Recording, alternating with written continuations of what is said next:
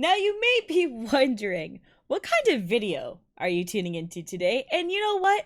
I'm not that sure either, but I decided that I'm going to tell you a story today. I like to call this story, How Alicia Made the Guap, How I Made the Dinero, the Moolah, the Shmoney, How I Got to the Bag at a young age. And you may be like, damn, what's the hustle? What's the grind set? I used to scam kids my own age during recess breaks. So what happened is that me and these kids growing up, you know, you'd have snacks that you would take to school. Now these snacks come in many different types, like Dunkaroos, you could have bags of chips, some people have granola bars, but the junk food, the ones that were high in sodium and or sugars, was what everyone wanted. So everyone would try to trade their snacks, but not me. I went one step further beyond. What I would do is I would get snacks. I'd only take 2 to 3 per day, and those 3 snacks, I would sell them to other kids for quarters. With those quarters, I would save them up. It's like 25-cent coins. I would save them up until I had about $5 worth.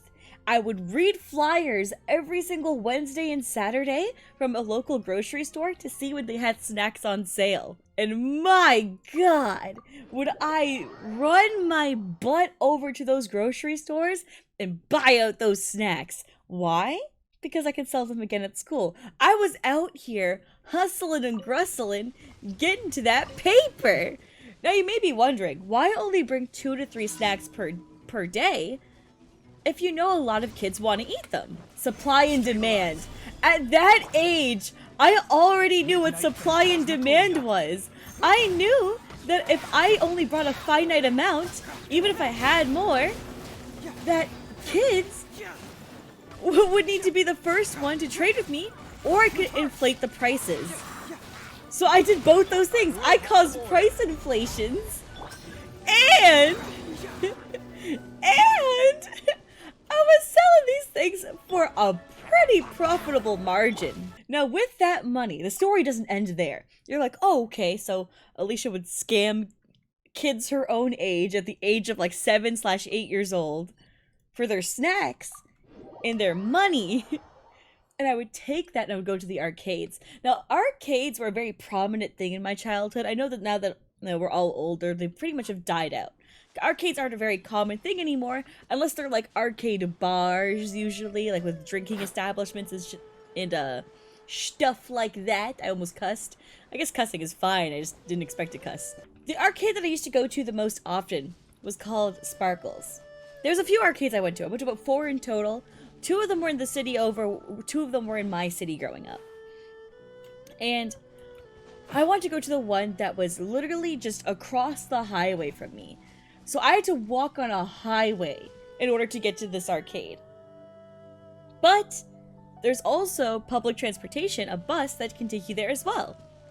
So what I used to do was lie to my parents, saying that I'm going to my friend's house, take the public bus all the way over to this mall, go to this arcade, and play my heart out in fighting games. Now you may be wondering, okay, how many quarters do you need for that? You need a lot.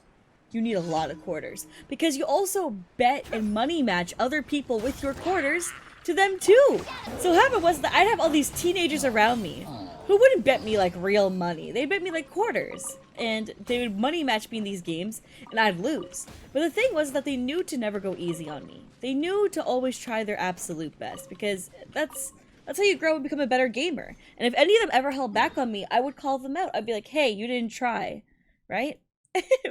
I didn't believe in handouts at a young age, and I still don't. So,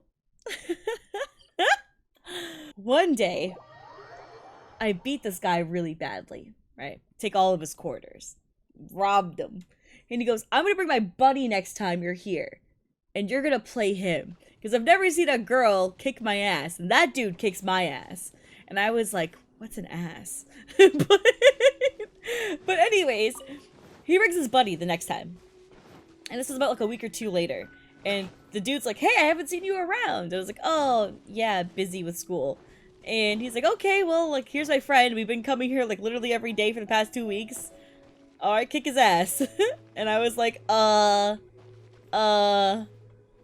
okay. I fought his friend. I lost. I lost hard. I wasn't used to having someone that good to play against. I was used to doing pretty well against people, but he bodied me. And I was like, what do I do? I keep playing him so I can learn. So I kept playing and playing and playing him. And I came down to my final 75 cents. Back in the day, it cost 50 cents to ride the bus. Now in today, it costs $2. But back in the day, it only cost 50 cents to ride the bus. And my God, I was looking at the 75 cents like, I can't go home. You need to play 50 cents to play this machine. I can't go home if I spend this, right? I need to win this game. I need to win this game in order for me to be able to go home on the bus. Otherwise, I have to walk on the highway, and I have to get home fast enough for my parents to not find out that I went to an arcade alone in the city across a highway at the age of like 8 years old.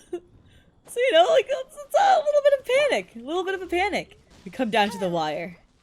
We're on the final round. Things are getting quite dicey for me. What the? What? It's dodging me. Things are getting kind of dicey for me. And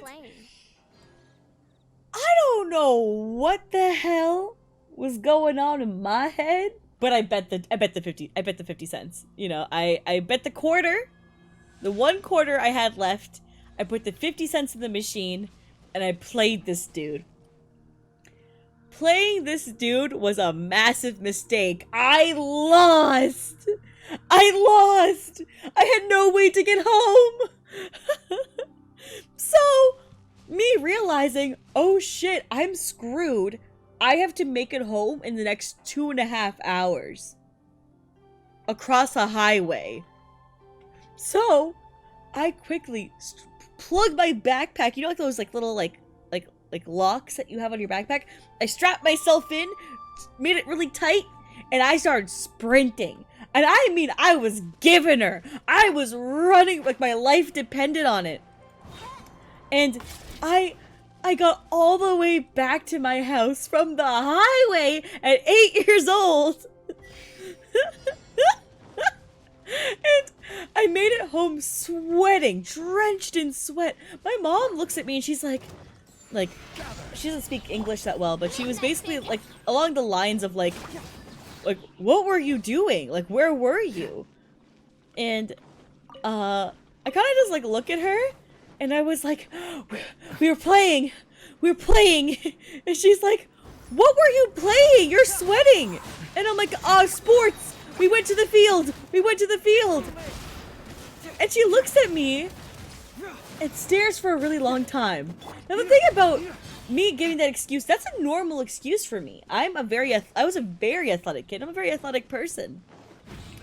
But the girl who I said I was hanging out with was a token nerd. She did not go outside, and she played video games all day. No shot she was out there going to a sports field and playing games. My mom looks at me, sus as hell, you know?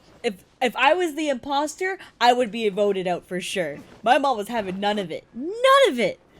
Right? I look her dead in the eyes and I go, I just sweat a lot. She looks back at me. Yeah, so does your dad.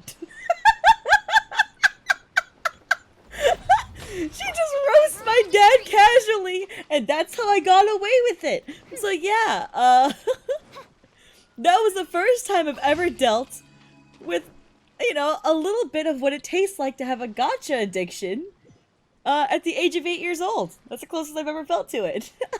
I thought that maybe I like a little fun story to tell you guys about. If you want to hear more story times from me, I'd be totally down to do that. It's cool to do drama videos. It's cool to just kind of like do videos about gameplay and music breakdowns, but I think I've lived a pretty cool and crazy life, and I just kind of like sharing it with you guys. Also, it helps me practice my storytelling skills. But yeah, if you actually like this sort of video, let me know in the comments. Leave a like, leave a comment, let me know. And let me know if you have any relatable moments like this in your life, because I would love to bond with you guys. Thank you so much for 20k subscribers. I'll catch you guys in the next video. Bye!